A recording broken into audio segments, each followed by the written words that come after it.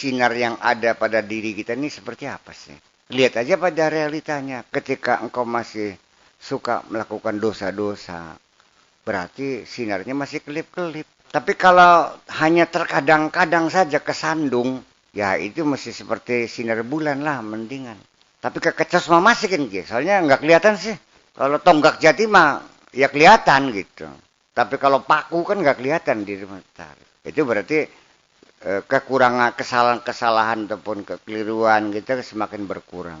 Tetapi kalau seandainya kita sudah sampai menempuh perjalanan yang jauh, nggak kesandung, nggak kekecos, nggak ketabrak. Kenapa? Jalannya semuanya kelihatan terang benderang. Ya kan begitu. Tetapi tetap materialisme masih melekat. Kebendaan masih melekat. Masih mencintai harta, masih memilih orang cantik, masih memilih rumah yang mewah, masih memilih makanan yang enak. Iya kan? Sampai nilai-nilai kemanusiaan pun berdasarkan materi. Semakin terang matahari, semakin gemerlapnya mobil mewah, gemerlapnya berlian, ya kan? Cantik dan gemulainya cewek-cewek di sekitar kita, itu menjadi godaan-godaan dan kita terjebak pada akhirnya. Iya. Kapan kita sudah tidak lagi memberi nilai dan tidak menghargai materi apapun? Ya ketika kita sudah tidak melihat apa-apa. Sekarang gak usah jauh lah. Begitu kita masuk hutan. Kita hanya makan dengan nasi sama garam saja selama 40 hari. Selama 40 hari kita terbimbing. Ketika kita bertapa di hutan 40 hari. Teman-teman kita yang sekarang sedang melakukan itu. Hanya melihat pohon-pohon jati dan sungai saja. Nggak ada TV, nggak ada mobil. Hanya dalam kegelapan di gubuk-gubuk. Keinginan hilang semua. Dalam sementara saja kita kondisikan seperti itu. Keinginan kaya hilang, segala macam hilang. Dan akhirnya ternyata ketika kita makan hanya nasi dan Indomie juga tidak kurang dengan makanan mewah di Hotel Mandarin kok. Kemarin saya makan, padahal datang malam, langsung dikasih makan hanya nasi sama Indomie. Alhamdulillah Indomie entok segan entok ini. Tapi ketika di rumah nggak mungkin saya akan makan dengan Indomie aja. Lah iya kan masalahnya.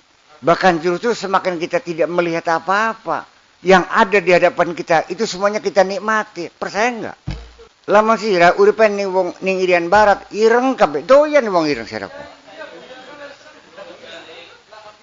Nah, justru karena itu. Yang buat kader itu karena banyak pilihan. Ya sampai tekan berkawin-kawin karena milih terus sih. Milih mana?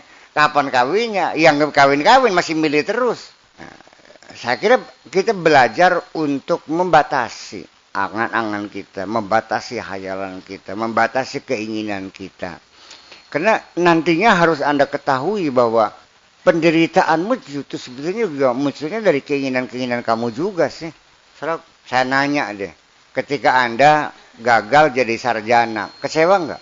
Kenapa kecewa? Karena pengen jadi sarjana. Man Kadi mah pengen beli apa aja, dia nggak pernah kecewa nggak jadi sarjana. Sekarang pilu, baru selesai kan? Yang nggak jadi kuwu kecewa nggak? Siapa yang kecewa nggak jadi kuwu? Ya pengen jadi kuwu. Wawan ditawarin nggak mau, memang dia nggak jadi kuwu. Kecewa nggak jadi kuwu? Ya enggak, nggak ingin nggak apa kok. Disuruh.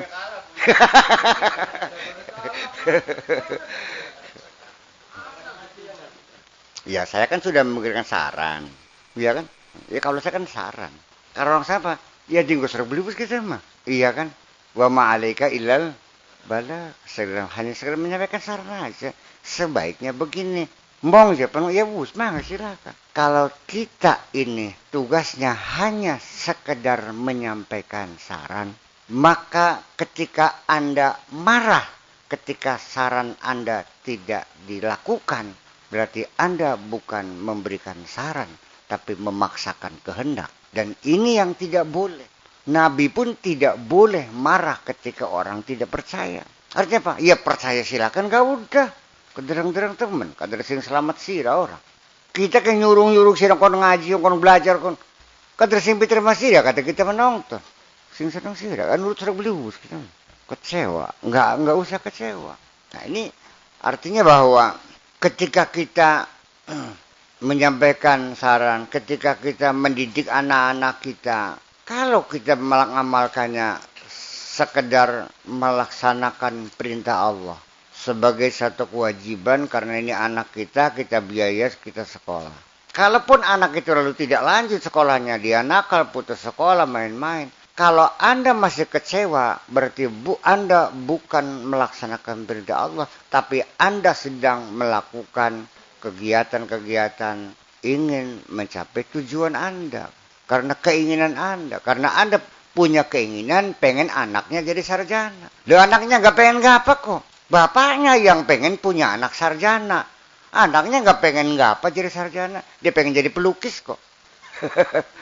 Ya artinya kan bahwa sesungguhnya kekecewaan kita itu ya jelas pasti kita kecewa karena yang kita inginkan tidak terjadi.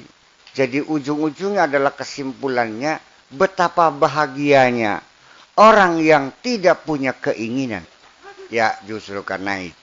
Jadi kalau orang tidak punya keinginan, kapan dia akan kecewanya? Anda ingin kaya? Tidak. Nah ketika Anda miskin, Anda tidak kecewa. Anda pengen pinter? Enggak. Ketika Anda tidak lanjut sekolahnya, kecewa enggak? Ya enggak. Anda ingin sehat? Enggak. Ketika Anda jatuh sakit, Anda enggak kecewa. Betapa bahagianya orang yang tidak punya keinginan. Di sekeliling kita, di sepanjang jalan Pantura, banyak orang-orang yang tidak punya keinginan. Pakai baju pun enggak ingin kok. Begitu bebasnya, tanpa sehelai benang pun. Dengan tenang dia melangkah. Dengan langkah yang tegap. Bari petang-tang, peteng-teng. Ya boleh jadi itu lebih bahagia dari kamu-kamu kok. Karena dia sudah tidak kecewa. Iya kan? Apa yang membedakan mereka dengan kamu-kamu? Kamu otaknya masih waras. Sehingga punya keinginan. Kan gitu. Mereka otaknya sudah tidak berfungsi. Sehingga sudah tidak lagi punya keinginan. Oh ya jelas. Ya tapi ya jangan pengen gila dah. Ya justru karena itu bisa enggak otak waras tapi keinginan terkendali. Itu aja kok. Dari mana bisa munculnya keinginan terkendali? Saya kira kuncinya adalah ketika kita serahkan segala urusan kepada Allah dan kita hanya siap melaksanakan apa yang diinginkan oleh Allah. Masuk akal enggak? Apa Anda punya keinginan? Ya terserah Allah aja bagaimana inginnya. Kalau inginnya Allah engkau jadi miskin, ya silakan aja, saya siap melaksanakan kok. Nggak ada urusan. Ya keinginan anak adalah keinginan kamu juga sebetulnya. Yang kepengen punya anak pintar kan kamu. Anaknya nggak pengen pintar nggak apa kok, dia pengen senang-senang aja. Ngapain pusing-pusing. Itu juga anakmu tidak akan bisa menyelamatkan kamu juga. Yang bisa menyelamatkan adalah amal perbuatanmu sendiri. Ya kadar anak siji di dadar mas hambah, kadar gak? Ruwet temen. Ini kan satu persoalan. Jadi artinya, saya nanya jujur, Anda ingin bahagia nggak sih? Benar. Lepaskan segala keinginanmu. Ikutilah keinginan Allah saja. Sami'na wa ta'na. Siap melaksanakan segala keinginan Allah apa saja. Ghufranaka, yang penting selalu minta ampun kepada Allah. Padahal mah, ketika engkau serahkan semuanya kepada Allah, siap melaksanakan. Tidak mungkin Allah memutuskan Anda sengsara kok. Dan Anda akan diangkat sebagai kekasihnya. Ketika engkau sudah menjadi kekasihnya, lalu apa? Selesai. Akhirnya, apapun yang kau inginkan, itulah yang diinginkan Allah. Dan ketika itulah, engkau akan bisa mengatakan kun fayakun. Yakin mengantar surah beli wis. Mengantar surah beli wis. Apa bisa menunjukkan? Ya bisa. Yang dia sudah tidak punya keinginan, maka kun dia adalah kunnya Allah juga. Modar sih ya modar. Iya kan? Karena apa yang kau ucapkan adalah ucapanku. Dan apa yang kau inginkan adalah keinginanku. Karena engkau sudah tiada, yang ada hanya aku. Maka semua keinginanmu adalah keinginanku. Kalau kamunya masih ada, ya silakan aja kalau masih ada. Apa adanya? Keinginannya masih ada. Kalau badan tetap ada gitu. Berak masih berak, makan masih makan. Iya. Kawinnya masih kawin seperti biasa. Pada ujung-ujungnya mah prakteknya di dalam kehidupan sehari-hari ya seperti orang biasa. Persoalannya punya keinginan dan tidak punya keinginan adalah di dalam hatimu. Apakah dikiranya orang yang sudah tidak punya keinginan lalu miskin? Siapa bilang? Ketika orang sudah tidak punya keinginan, dia memiliki segala-galanya. Orang yang punya keinginan akan seperti kamu-kamu juga. Keluar masuk pasar, makan di warung, naik mobil Kopayu, turun ke mobil Kopayu. Iya. Datang ke majelis taklim, ikut marhabanan, ikut tahlilan, ikut kegiatan, ikut nyoblos kubu, sama kok. Yang membedakan adalah hatimu yang masih banyak keinginan. Dan hati dia sudah tidak punya keinginan apapun. Nah di sini kan menjadi hal yang perlu menjadi penghayatan kita bersama. Apakah ketika engkau tidak punya keinginan lalu engkau tidak berbuat apa-apa? Ya tidak. Malah justru engkaulah orang yang paling banyak berbuat. Tetapi ketika berhasil Anda tidak bangga karena yang terjadi keinginan Allah.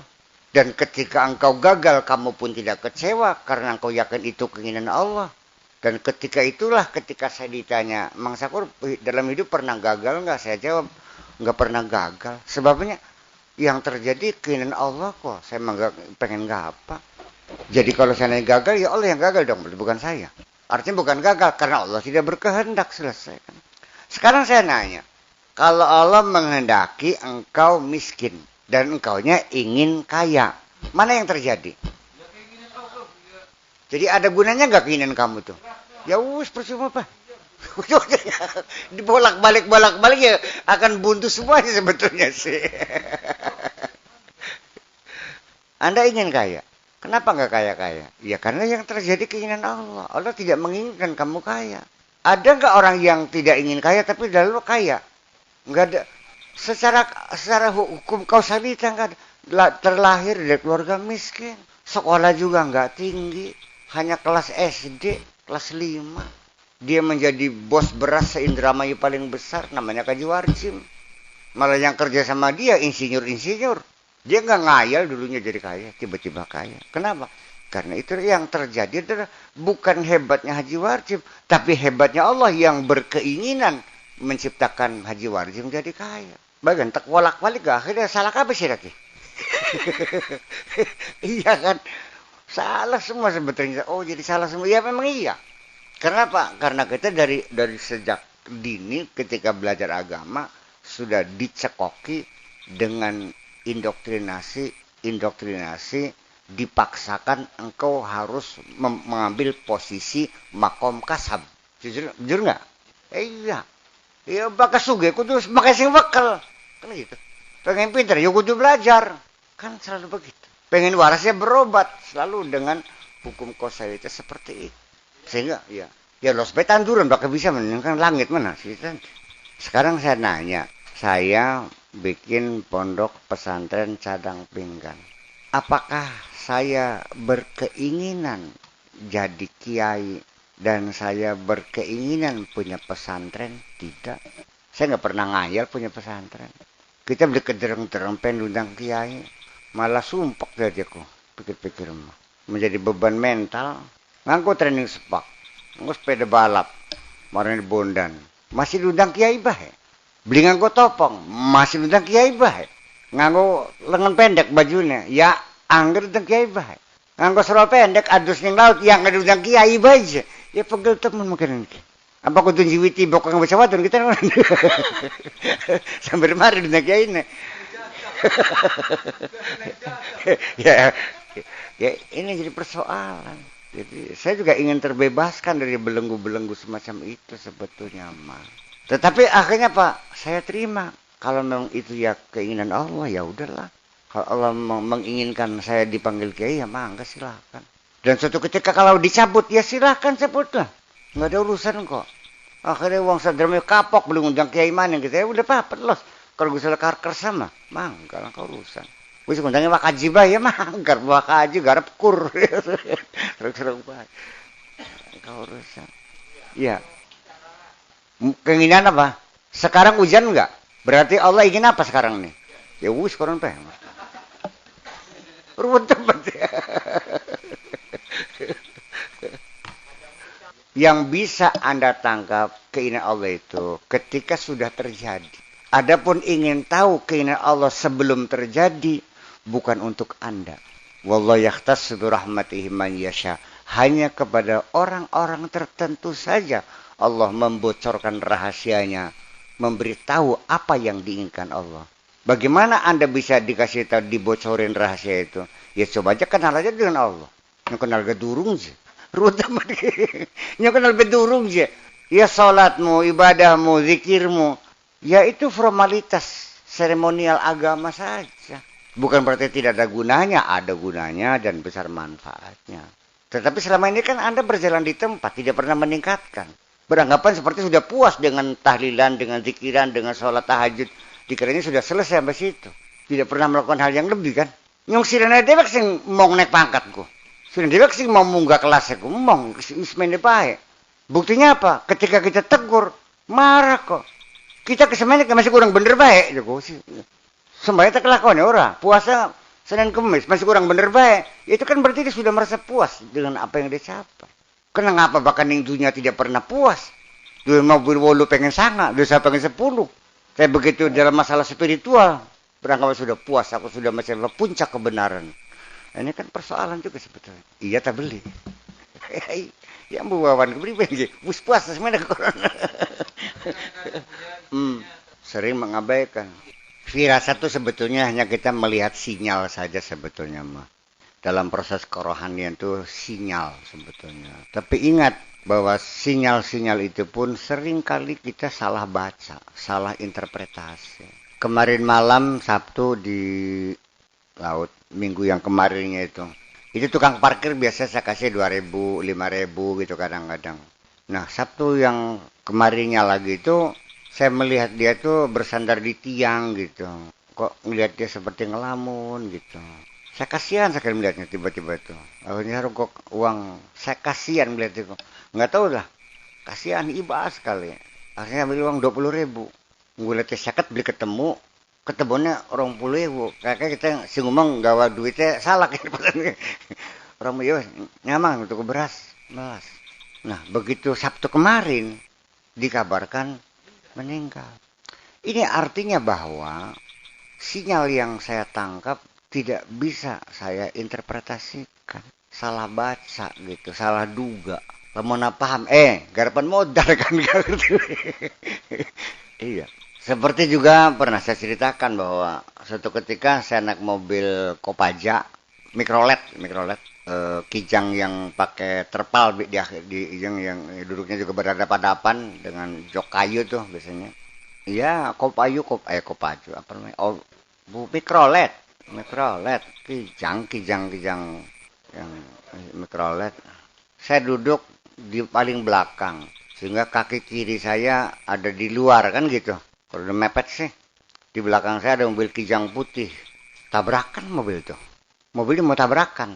Ya udah saya tenang-tenang saja. Nggak tanya Pak, nabrak mobil yang saya tunggang itu. Artinya kan membatasinya nggak jelas. Mobil tuh mau nabrak mobil kamu kan gitu. Pengertiannya mobil tuh mau tabrakan. Ya berarti kan nggak jelas. Dan sering sekali kan kita sampai sekarang masih bodoh juga kok. Masih ngerbodoh kan dari mana apa bodoh kayak masih salah baca gitu, paham nggak?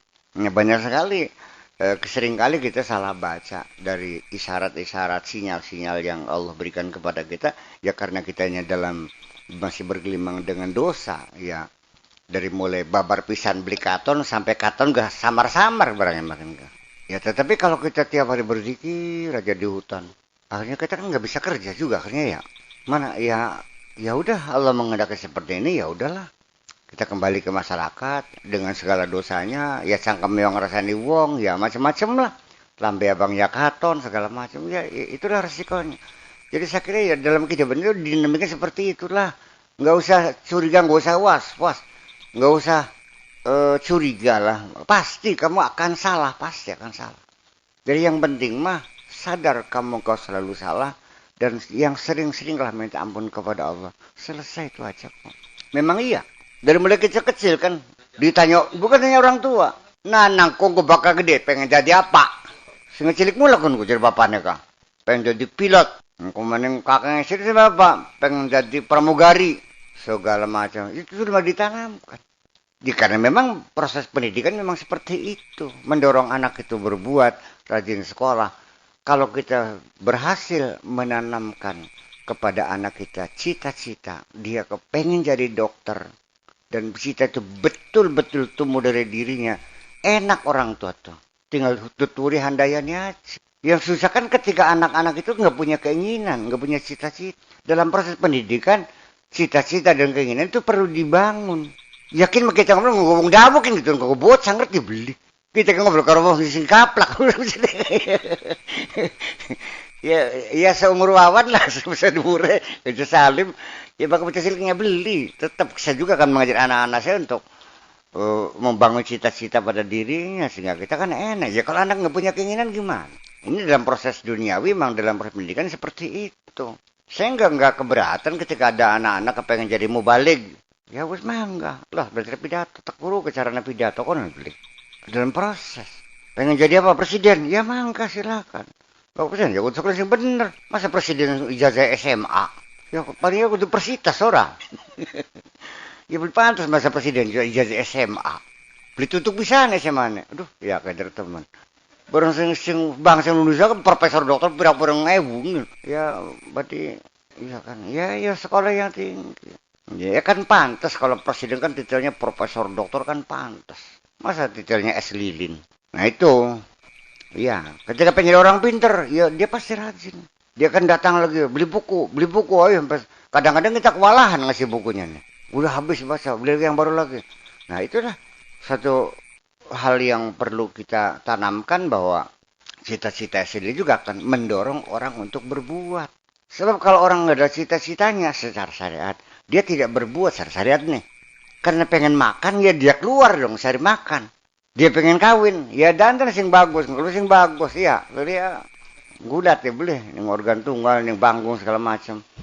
Nyari dari masjid ke masjid, musola ke musola, masjid alim, ayo milih, ya kan, bukan tinggal di rumah, lain dengan orang perempuan. Kalau perempuan ya saya kira nggak mungkin, artinya sulit sekali untuk, sekalipun memang saya melihat sekarang udah banyak perempuan yang jemput bola juga kok. Ya enggak, banyak mah belum lah ada jemput bola. Ya artinya sampai nginep-nginep di rumah cowoknya gitu kan ya ada sih gitu. Tapi ya enggak banyak ada. Ya bandingannya kan masa 1001 dibilangnya banyak ya enggak dong, artinya ada. Ya kan, itu kan terjerumus. Nah anak-anak yang terjerumus seperti itu apa? Ya anak-anak yang enggak punya cita-cita, enggak jelas. Kayak pedet ke gawang garu. Ngulon, melu ngulon. Ngeten melu nget. Baca pada sekolah, melu sekolah. Cita-citanya nggak ada. Di tengah perjalanan, ada badai, ya hanyut ya, selesai. Makanya jadi, di pertanyaan tentang bahwa kenapa kita ini berkeinginan. Ya memang kita dari kecil diindoktrinasi untuk berkeinginan. Nah, setelah kita mencapai tingkat kedewasaan, setelah usia kita sudah lanjut, setelah kita belajar spiritual, ya polanya dirubah dong. Iya, demikian pula imbalan-imbalan. Dalam agama dari kecil kita dengan pahala-pahala, ganjaran-ganjaran, dia sah-sah saja. Untuk mendorong anak itu rajin beribadah, kan begitu tuh persoalannya. Iya, supaya anak itu nurut, sekolahnya rajin, dikasih uang. Kalau nggak kasih uang, dia mogok sekolahnya. Ya udah kita kasih aja lah, nggak ada masalah kok. Masa sampai kaplak masih jaluk buruan, Bay? Sudah bakal iya. Masa jenggotnya putih masih sembahyang masih pengen dibayar, Bay? Iya.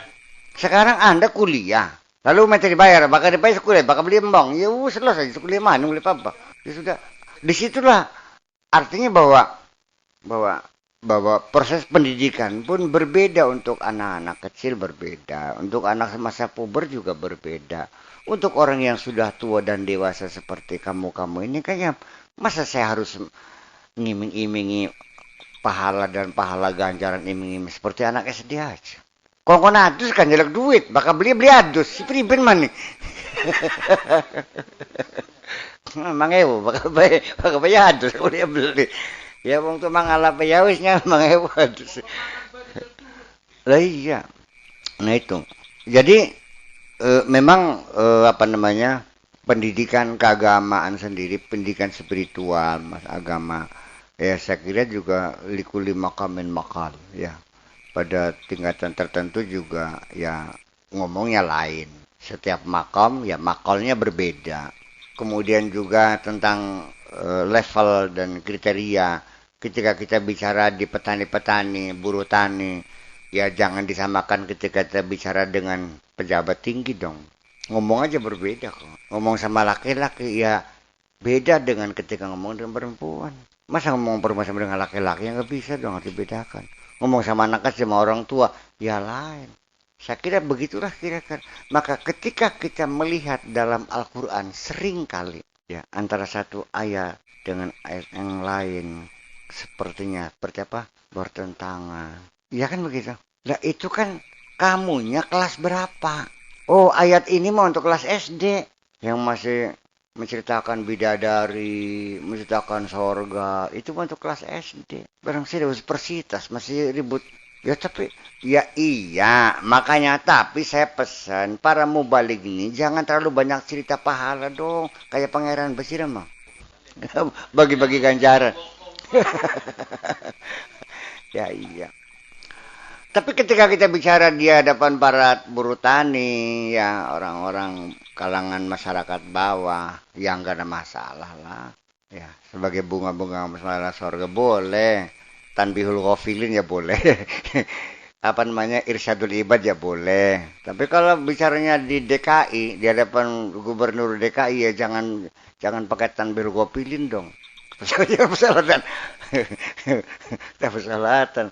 Ya itulah jadi lebih banyak faktor-faktor atau unsur-unsur rasionalisasi lebih banyak kita kemukakan sehingga mereka meyakini kebenaran agama secara rasional. Tapi kalau sudah makamnya para sufi, para aulia, ya sudah nggak bisa ngomong apa-apa, paling-paling diem aja. Silakan aja tanya mereka, jawabnya nggak tahu.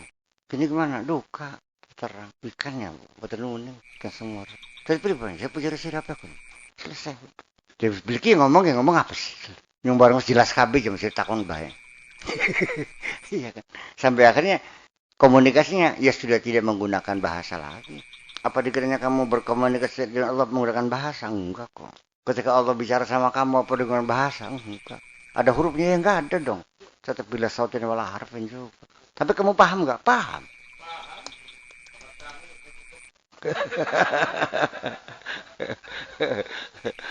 Iya. Jadi ini adalah persoalan-persoalan kehidupan yang sesungguhnya kalau Anda sadar sebetulnya, Anda terlibat atau tidak terlibat, punya keinginan atau tidak punya keinginan, nggak ada urusan. Alam semesta berjalan otomatically. Beli sego beli wahin. Anak sira ya serengenge mencorong, langkah sira anggar mencorong sampai kehidupan yang ada dalam dirimu sendiri. Darah mengalir, rambut panjang, keringat keluar sampai seberaknya, sekencingnya, setidurnya, sebangunnya, semuanya automatically dan engkau tidak terlibat. Apa Anda pernah melibatkan diri untuk memutar darah dalam tubuh Anda? Apakah Anda punya peran penting untuk memanjangkan rambut kepala? melu menurut saya juga membuti kelek bulu kelek. Sudah automatically bahwa rambut alismu sampai sekian senti akan berhenti sendiri. Enggak usah dipotongin. Ya segitu juga panjangnya, enggak akan lebih. Baka alis malah rontok ke. Baka jembut mana rontok ke kan kah? Kalau alis mah enggak ada. Bulu kelek ya panjangnya ya paling 5 senti. Setelah itu berhenti. Dan dia akan tumbuh sendiri. Bayangkan. Ketika keinginan Anda ingin terlibat dalam mengatur kehidupan Anda, nggak usah seluruh kehidupanmu. Dalam persoalan memanjangkan rambut, silahkan panjangkan sendiri. Insya Allah masa sempatan macul, masa sempatan ngaji, dudut rambut, masa peragat-peragat ini. Dan tidak akan sempurna. Artinya betapa bodohnya kita semua sudah diberikan secara otomatis. Tinggal ikut bergabung dengan otomatis saja, kok nggak mau sih? Toh tidak memberikan pengaruh apa-apa kok kenyataannya. Kamu kepengen hujan, ya tetap waktunya hujannya hujan. Pada waktunya kamu tidak ingin hujan, ya tetap hujan. Untuk dirimu sendiri, apalagi untuk orang lain. Jadi ujungnya yang paling membahayakan adalah, ujung-ujungnya, dari bicara kita memutar-mutar ini, ujung-ujungnya adalah, yang saya khawatirkan, ketika persepsi manusia tentang Tuhan adalah sesuatu yang bisa diatur oleh kamu. Dan Tuhanmu nurut saja apa kemauanmu. Jadi yang jadi Tuhan siapa? Jangan-jangan Tuhanmu itulah makhlukmu dan engkau yang jadi Tuhan. Nurut aja kok. Dan ini terjadi suatu persimpangan yang sangat berbahaya ketika orang mengatakan sesungguhnya Allah tidak akan merubah nasib suatu bangsa, kecuali bangsa itu merubah nasibnya sendiri. Berarti Allah tidak berperan apa-apa yang menentukan bangsa. Allah mah ikut aja. Talkin. Ya terserah aja mau nanya mau enggak. Kalau masalah malaikat nanya mau terserah nanya, mau nanya silakan enggak silakan. Cuma yang penting berani enggak dia nanya. Malaikat itu disuruh membantu manusia. Kongkon ngersaya manusia. Idh qala rabbuka lil malaikati isjudu li adama fasajadu. Bukan suruh sujud menyembah manusia, bukan. Sujud itu tunduk, membantu, ngeropeya, ngobeng, ngerewangi. Ketika manusia itu adalah hamba Allah yang mulia, kekasih Allah, saya nanya, apa berani malaikat nanya? Siramannya. Apa itu? Melenik. Sumur asap. Garap melenip, garap nyupang, garap ngetek, garap ngecek. Bakal kita mah bang kudu ngecek, kudu cakcik, kudu ngetek-ngeteker. Juta pangan. Jadi artinya bahwa keterlibatan makhluk-makhluk Allah yang sebangsa jin, sebangsa iblis, itu juga mereka punya peran juga ikut serta dalam kehidupan ini. Itu juga mereka bagian dari kita juga. Tapi harus kita ketahui bahwa manusia adalah inti daripada wujud alam ini. Laqad khalaqnal insana fi ahsani taqwim. Wa laqad karramna bani Adam. Laulaka Muhammad ma khalaqtul aflaq. Jadi kita intinya. Karena kita ini adalah bukan sembarang makhluk. Kita ini khalifah. Diturunkan ke bumi sebagai wakil Allah. Iya. Karena malaikat jin bukan sebagai wakil Allah. Bukan.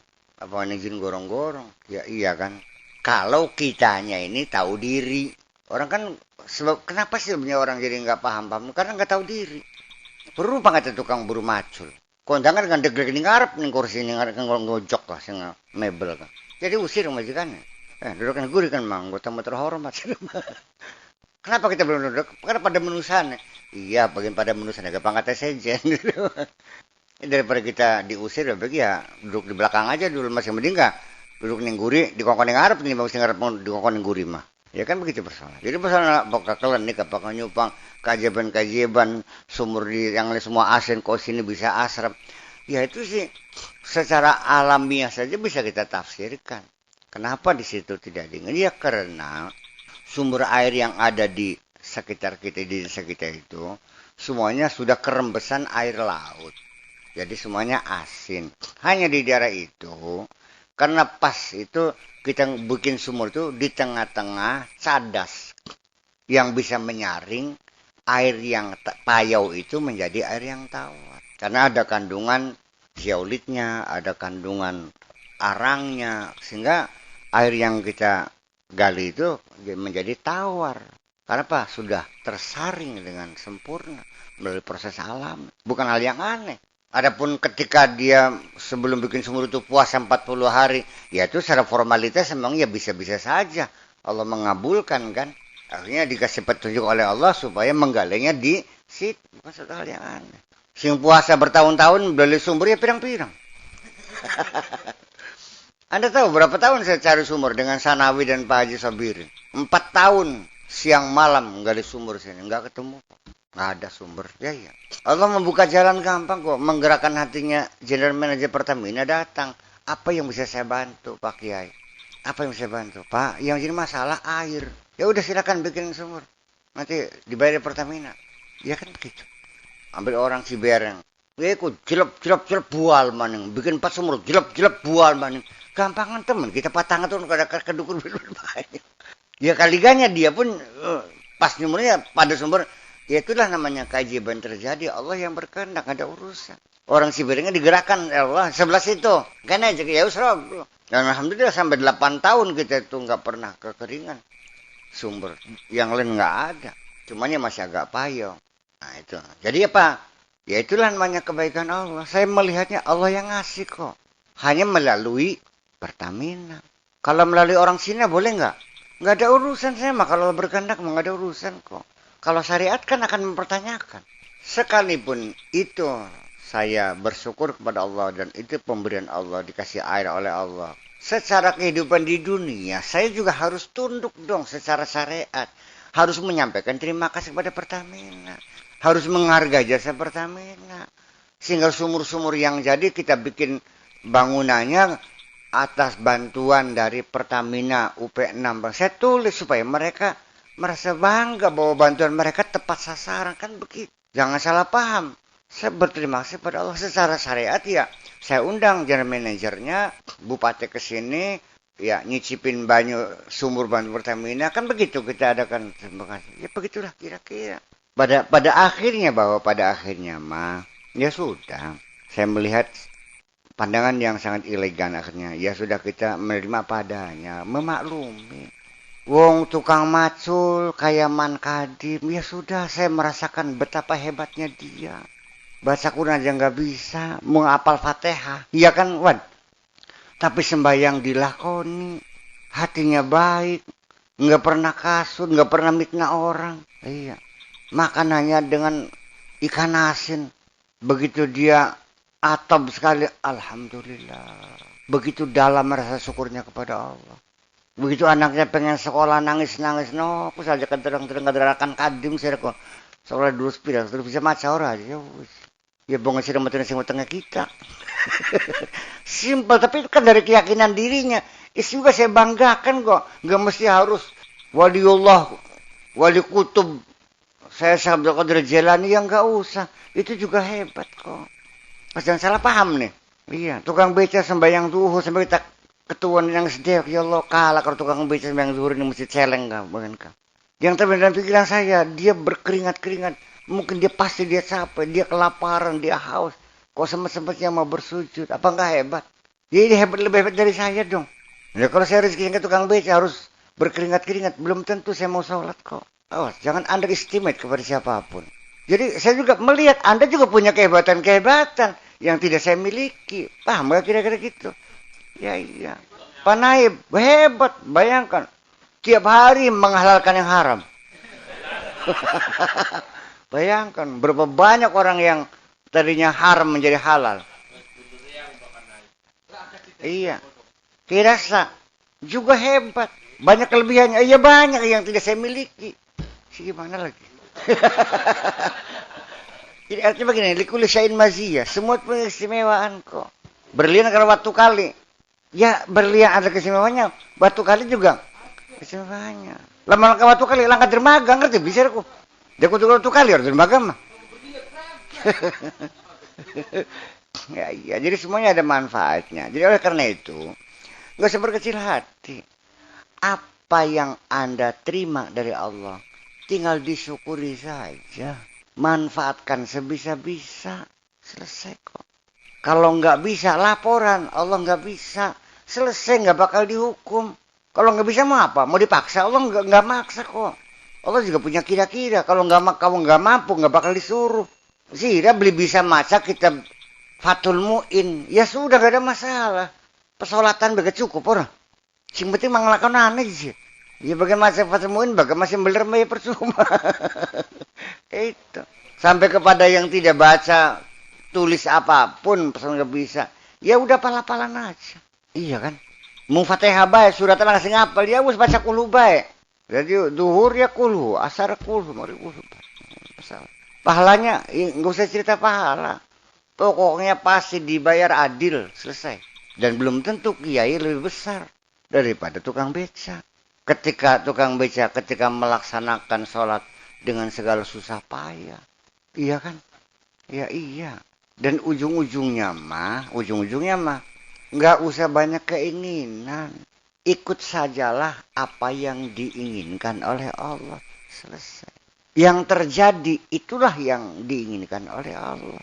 Ketika engkau menanam padi dan tidak jadi kena wereng, ya sudah selesai, nggak usah marah dong. Masa tiap hari marahin Allah terus? Udan baik, udan takut disewoti maning. Di udan disewoti maning. Engkau udan kau beli, sewoti maning, titip ribin. Disitulah artinya bahwa sikap kepasrahan kita kepada Allah. lepaskan segala keinginan kita. Biarkan Allah yang berkeinginan. Anta turid wa ana urid. Wallahu fa'alul lima yurid. Sira duwe karep. Kita duwe karep. Gusti Allah sekarang dewek sih. Maunya apa? Bisa dihalangi? Nggak bisa. Apa yang Allah kehendaki pasti terjadi. Apa yang kita kehendaki tidak memberi bekas apapun. Yang terjadi pasti itu keinginan Allah.